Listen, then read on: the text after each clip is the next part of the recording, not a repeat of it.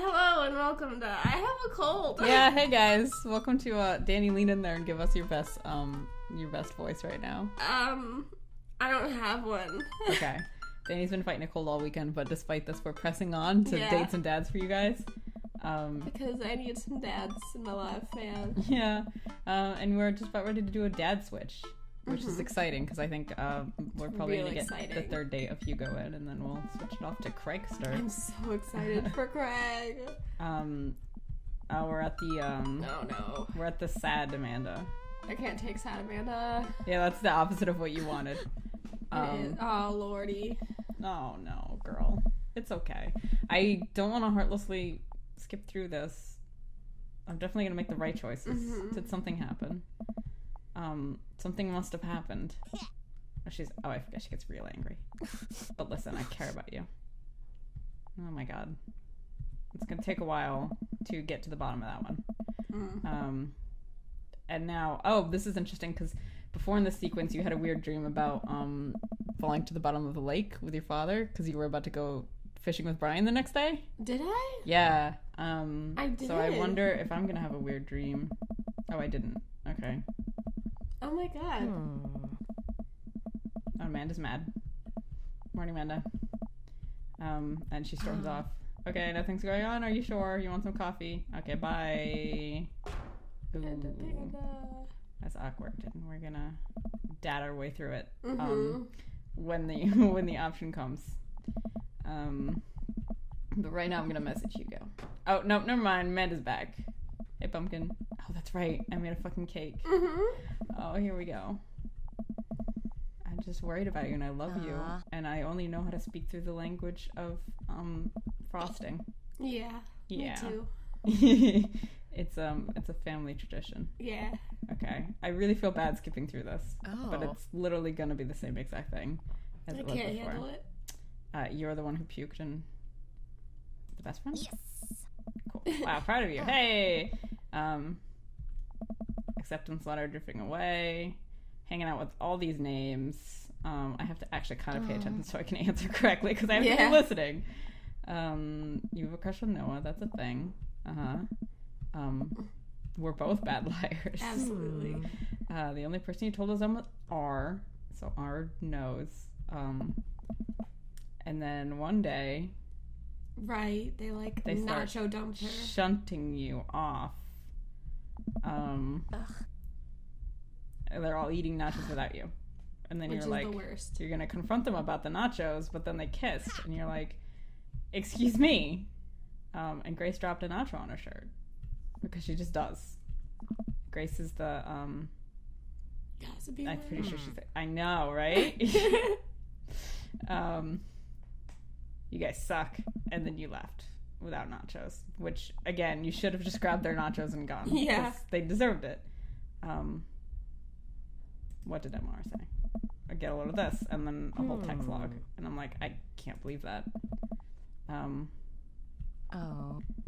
This has been going on for a while, and now you've got no friends, which is kind of blunt, but listen. I'm a P, and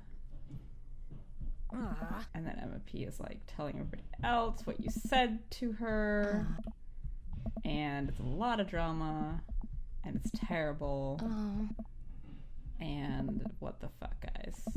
Sorry, I'm trying to like read and also rush at the same time.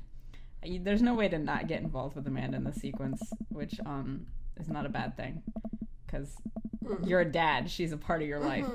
I'm just trying for like the sake of doing a let's play and the fact that you guys have already seen this and probably played through it yourself a couple times. Like I could try for a different ending, but I don't want to because I want to be good with Amanda. It's not dumb, kiddo.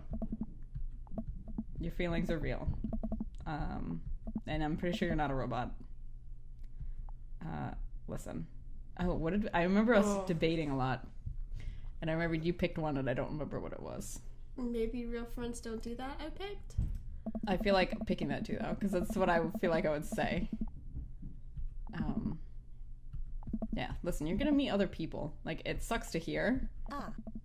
But, and it's not a judgment on you, but the people you meet in school you can be friends with them for over a decade and then just one day realize, you know, I love you too, Dad. That wasn't, you know, you just didn't have the full crop of friends to pick from. Welcome. It would be really nice to be friends with you. you. Go to a great college and make great friends. Yeah. And it's like, you know, you want to have that person that you've always known for forever there, that you have that history with, but like, it's not fair at the same time to just limit yourself to the bunch of people that you were forced to grow up around. So go find yourself some better people. Hey, Hugo, you know I'm not going to talk to anybody else. Yeah. I can't commit. No, I'm sure. I wonder what we're going to do. I wonder if the wrestling thing's going to go down. Wait, this is the third date? Yeah. What was the other two? There was the aquarium, and then we went and did trivia night. Okay. Ever since the first night at Charcutie's Pies. Is that where we went? I don't remember, but okay. Hugo and I have made a point out of weekly visits to trivia night. So we've had other dates. Nice! Easy Breezy Beautiful's come in first place ever since. Thank you for making that canon without my participation. Despite Provolone 2 loss in New York's continual efforts to dethrone us.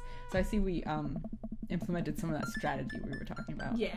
I've been able to do a complete overhaul of the interior of my car thanks to all of Phil's auto care gift cards we've received. Is that the same prize every time? Aside from trivia nights, I don't actually get to see Hugo a lot. The end of the school year is coming up now, and he seems to be having a lot of trouble dealing with the stress of teaching. I should do something nice for him. Maybe help take his mind off of screaming teenagers. Yeah. He likes books. You're close. I have no idea where to even start with that. He probably reads more books in a month than I've read in the past year. I know he's really into wrestling, but he's been reluctant to talk about it since he showed me his wrestling room. I know he's kind of shy about it, but maybe. Whatever. Let's roll the dice. I think I have a plan. Yeah. Hell yeah. Oh shit. Oh my god, I have to do Quizmaster Quinn. Oh god. Oh lord. Let me hear it, man. I don't think I can. Listen, he doesn't feel great about his life. You're not feeling great about your life. Let's mix those two together and make a voice out of it. Hey, alright folks. Looks like we finally have the points tallied and we're ready to announce our winner. You know who else is a winner? Me. Because Hey. I finally see just how beautiful and loving my wife is. Oh. A few weeks ago, all the regulars staged an intervention for Quizmaster Quinn. We sat down in a circle and told him that we wanted to see him be better and love himself. He agreed to start going to couples therapy with his wife, and last time he told us that they adopted a dog together. Oh my god. Oh, I love you forever, my Quizmaster Queen. Whoa. I can't tell which version of Quizmaster Quinn I prefer. Oh god, that's me. That's you. You're Hugo. Oh also. lord. Ugh. Just get it out there. There were things to like and dislike about both, huh?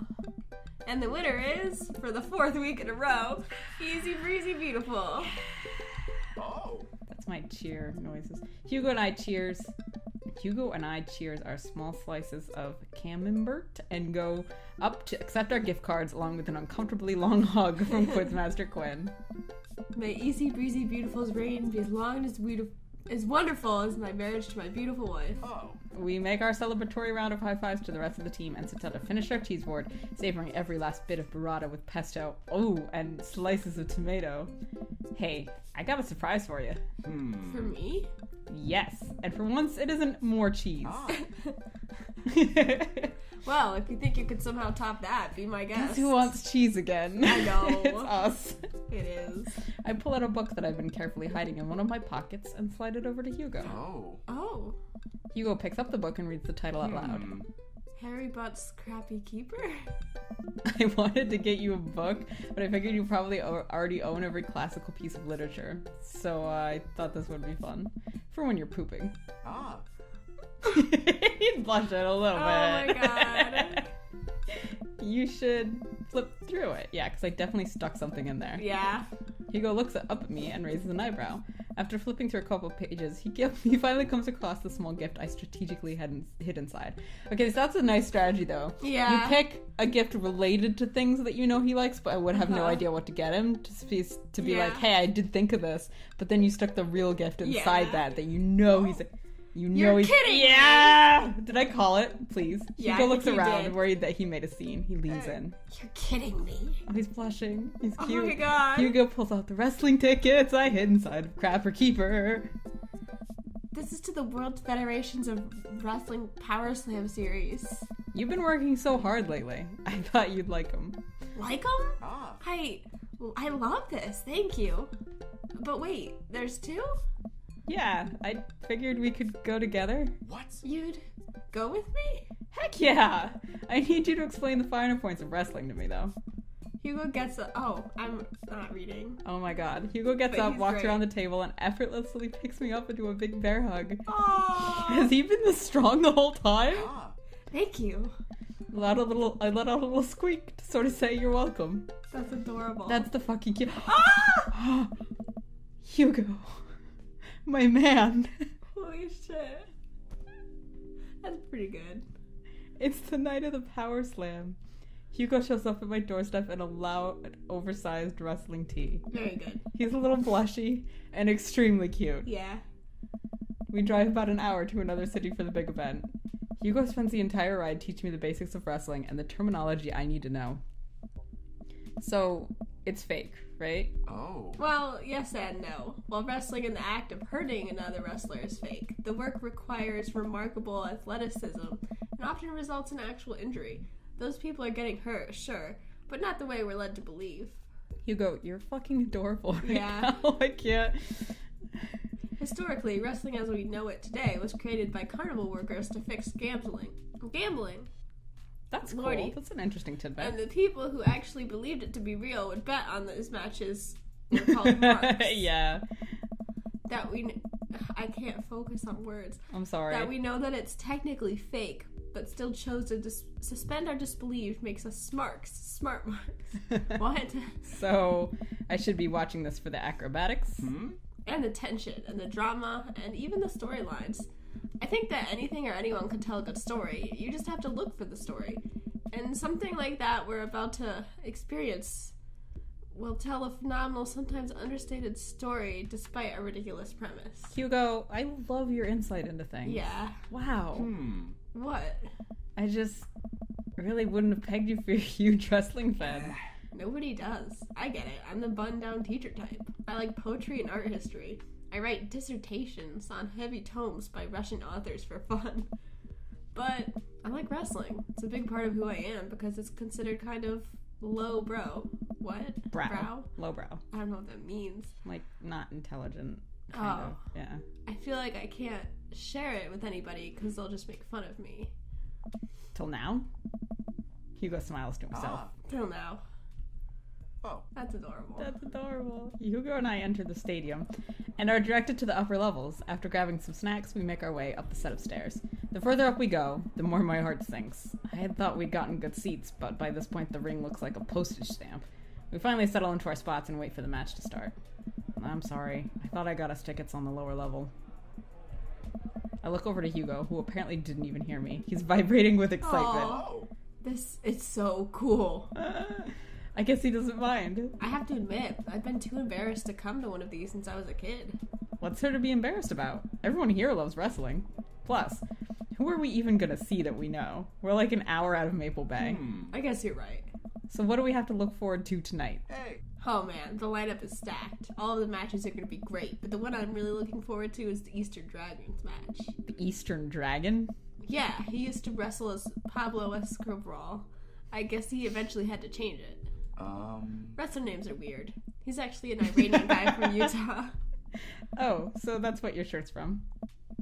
Yep, I've been following the guy since his debut in an indie wrestling league, and it's been amazing to see him rise through the ranks into the professionals. I just realized his shirt on the bottom reads Genuine Wrestleboy.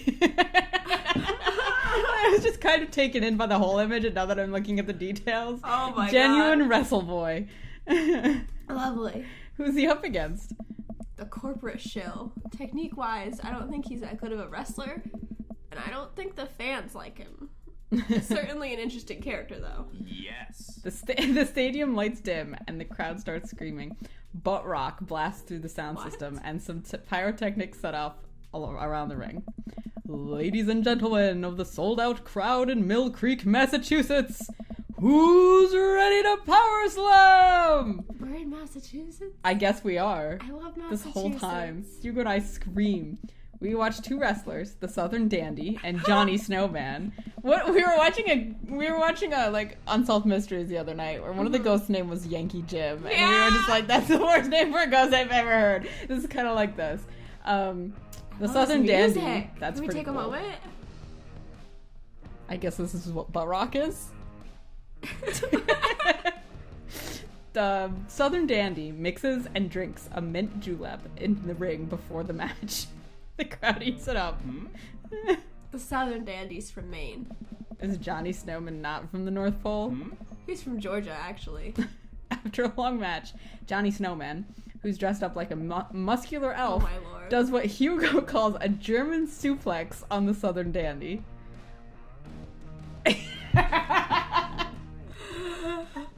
I don't know what's happening, but this is amazing. Kill him, Johnny! Should we be my super lord. into it? Or should we admit that we kind of don't know what's going on? Oh my god. I have no clue. I'm gonna be super into it. Elbow the neck out of him, Johnny! Show that Southern Dandy some North Pole manners! Johnny Snowman doesn't need to elbow the heck out of him. That's gotta hurt. Oh god, is he okay? Oh.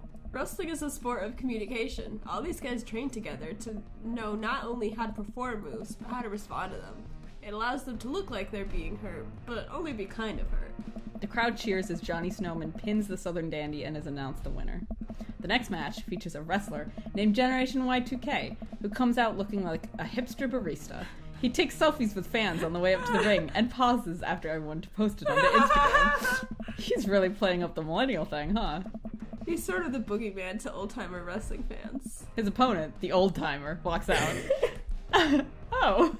Oh my god. The crowd seems to be divided in who they're rooting for. The old-timer pulls some pretty sweet moves after he takes out a walking cane from under the stage and beats Generation Y2K over the head with it. Oh my god. Up against the ropes, Generation Y2K blinds the old-timer with a flash on his camera phone and is able to pin him and win the match.